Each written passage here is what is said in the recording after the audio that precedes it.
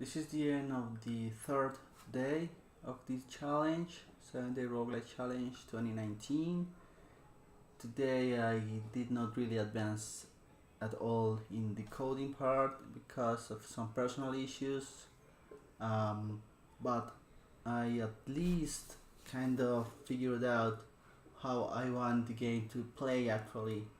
That's from on one hand there is that, and then I also think I figured how far I want the random plotline generator to go.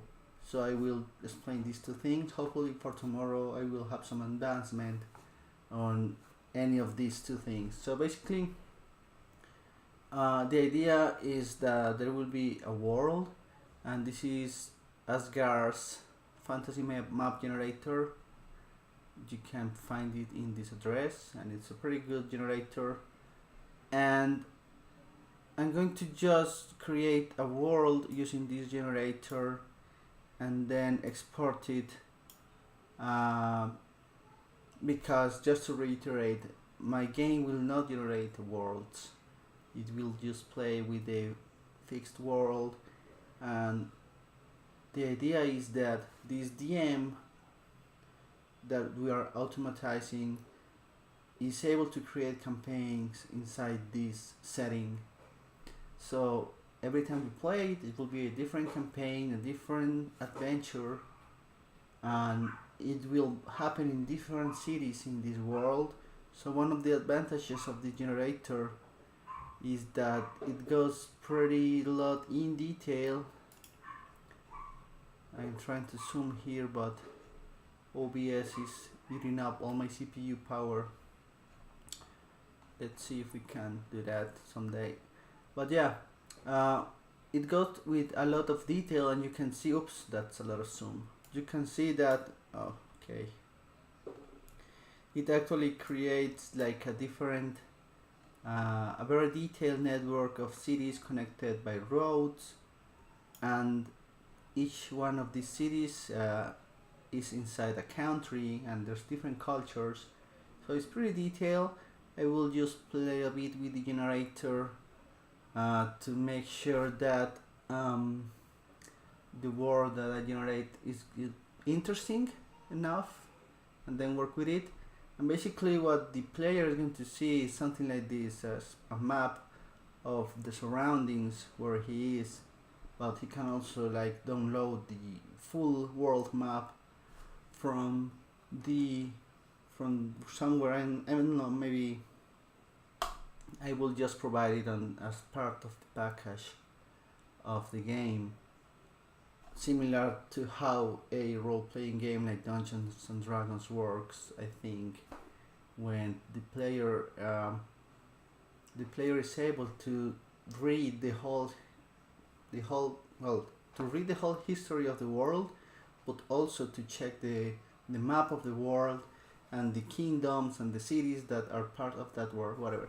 So yeah, it will look something like this, and then there will be a zoomed view because you are going to be moving from town to town through these roads.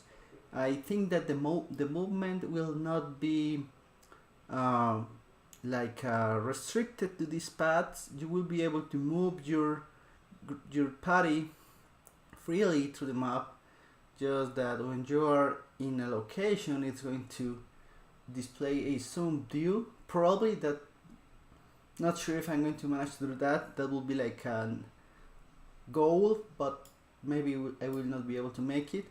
But if I do, the idea is to use for the towns, when you're inside a town, use something like this. So this is a Toy Town. This is a mini project, I guess, by Watabu,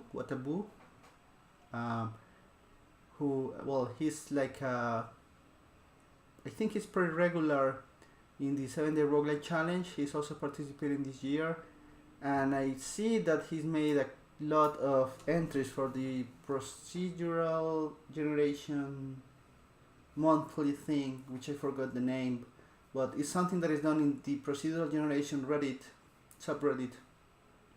And well, anyways, he's done a lot of cool stuff. He's got generator which generates towns and villages, and this is just a visualization of an old version of that medieval fantasy city generator, which you can see here. In any case, since the time is so short, what I'm going to do is I'm going to take some snapshots or some screenshots of these cities generated by this generator, and then that's what I will display. This has some pretty nice options like this, so I can always see like an overhead view of the city. Unfortunately, it's not connected to the generator, which means that I cannot use the parameters and all the nice things that the generator has. It seems just to randomize these parameters, but that will have to do for now, because the time is so short. And another drawback is that I will not be able to use the geography, the real geography surrounding each town, but that will be more ambitious for a bigger project. So yeah, I will post links to this in the video description because it's really cool.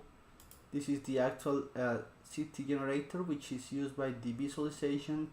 You can create small cities like this. You can decide, you can even like warp, so you can modify the layout of the city if you want.